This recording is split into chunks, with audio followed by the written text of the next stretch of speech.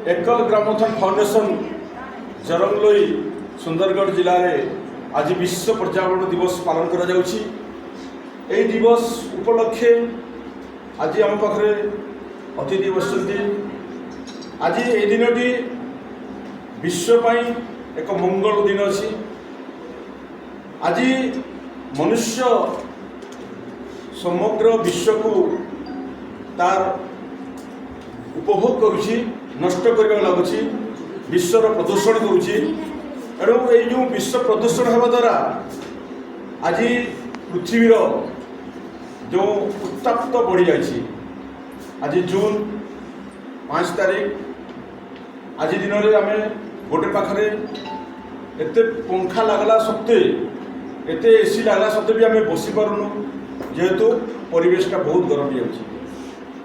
आज विश्व सबु जगार एप्रिल में जून मसरे 45 डिग्री 50 डिग्री पर्यंत वातावरण रोचे।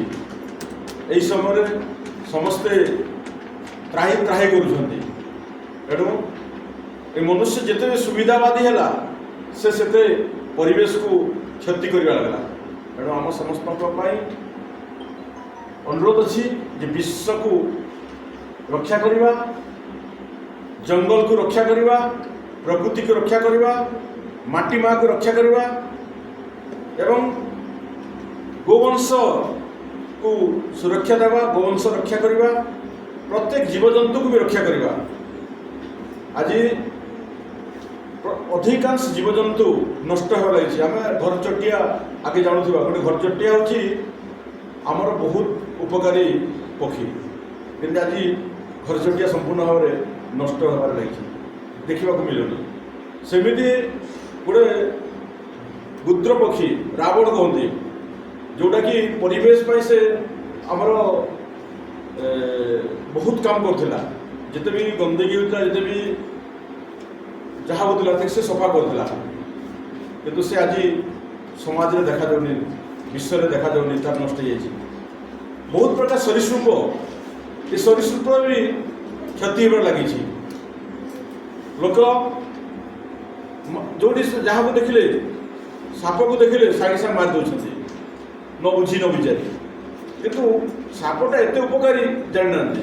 आज बहुत केमिकल फर्टिलाइजर व्यवहार करा द्वारा आमर उपकारी जीव सब नष्ट हो जाए। आज देशीय केचुआर संख्या कमी जाइए। तेणु आम जो मुक्ति कहूँ सर्वे भवन्तु सुखिनः सर्वे सन्तु निरामय सर्वे भद्राणि पश्यन्तु माँ कश्चित् दुःखभाग्। प्रत्येक जीव प्रत्येक सृष्टिर सबकिछि सुखरे रहतु, समस्ते निरामय रहतु, समस्ते सुख रहतु, समस्ते शांति रहतु, यही कथा कहूँ।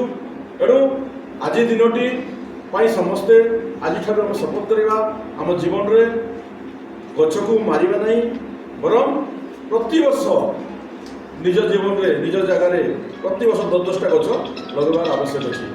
एतिक मोर वक्तव्य बंद कर।